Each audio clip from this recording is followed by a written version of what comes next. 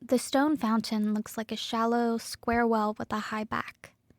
When the weather is warmer, we'll remove the tarp that covers the bottom basin and allow water to flow down into it. Gray bricks splay out in a semicircle in front of the structure. A wooden fence gently curves around the back. Set in the ground on both sides of the fountain, standing out against the surrounding white rocks, are dozens of bricks, engraved with the names of people in our community who've lost their lives. If you're familiar with the women in the Family Forward program, you'll recognize some last names as you read. More than half of the mothers in Family Forward's ministry have lost a child, and the memorial fountain offers a place for them, along with the whole community, to remember them. As you walk towards the bench that faces the memorial, the large wooden cross standing at the corner of the PBMR perimeter comes into view. Elevated on top of the fountain is a replica of Michelangelo's Pietà sculpture, which depicts the Blessed Mother cradling Jesus' lifeless body after his crucifixion. As we enter into Good Friday, when Christians remember and mourn the violent death of Jesus, former staff and member of the PBMR family, Holly O'Hara, offers a reflection. As the mother held her newborn baby, joy overflowing in her heart, she saw the old man look from the baby to her, and she heard him say, "You, a sword will pierce." What did he mean? It's a Friday afternoon here at PBMR, but the place is quieter than usual. The center is closed today in honor of Good Friday, the Christian holiday to remember Jesus' execution and death. As I walk through the eerily quiet center, I find myself heading outside and over to the Peace Garden. It's a place where the silence doesn't feel so wrong, because it's created for days like today. Days to hold heartbreak and loss in a space built for prayer and meditation. As I make my way over to the newly renovated memorial fountain, I fix my gaze on the small replica of Michelangelo's Pietà sitting on top of the trickling fountain. If you're not familiar with the Pietà image, it portrays Mary holding the bruised and broken body of her son Jesus. Her shoulders and head are bent toward her son, whose lifeless body is lying in her arms, just moments after his public execution. The heartbreak and grief coursing through her is impossible to miss as she holds her firstborn and only child. As I sit and look at the image, I think of all the mothers who know this pain and heartbreak all too well.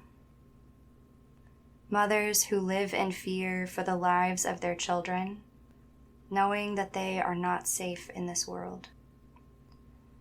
Mothers who have heard the horrific news, sharing that it was their child who was shot or killed.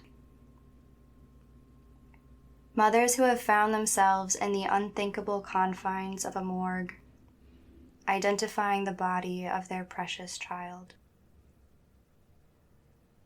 Mothers who have buried their children at young ages, never seeing them grow into their teens or 20s or 30s. Mothers who walk among us with swords piercing their hearts, carrying the daily agony, knowing that their child is missing from this world. At the base of the Pietà and fountain are carefully laid bricks inscribed with the names of youth, men, and women in our community whose lives have been taken by violence. This place, this memorial fountain, is a place where family can come at any time to hold their loved ones close, to grieve, to cry, to laugh, and to remember the too short but unimaginably precious moments spent together. As I look at this image, I believe that it is universal.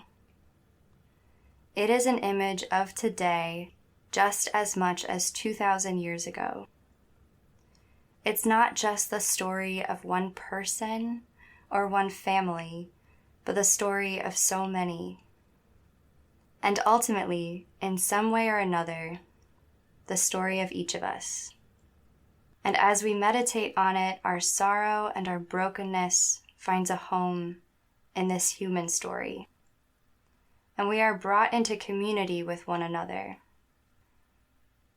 We are divinely connected as members of a human family who share a common story. This sword unites us and binds us together as one, that in even our darkest and most painful spaces, we are brought out of our isolation and into community with one another. When mothers who know the heartache of losing their child come together to sit in circle, each woman's story is brought out of isolation and into community. One by one, they share their stories of heartbreak and loss, their own pietà moments. And as the talking piece goes around the circle, each woman's story is woven together with the next. Experiences of loneliness, isolation, and brokenness are brought into communion with one another, and gradually, slowly, subtly, the light and love of community flickers in the darkness. Our hearts are pierced, and the ache of the sword never goes away. Our world and our hearts continue to ache at the voids of loss, heartbreak, and injustice. And days like today remind us that we need to continue to make space to pause and remember, to weep for and to feel the pain of our loved ones, to share our stories of grief with one another, and to remember that we are not alone in our sorrow or our suffering, that we have been brought into a bigger story, a story that ties all of humanity together, a story that brings us out of our isolation and into community with one another. We remember that we are not alone, that love finds us even in our darkest spaces and knits us together, and that it's together that we heal.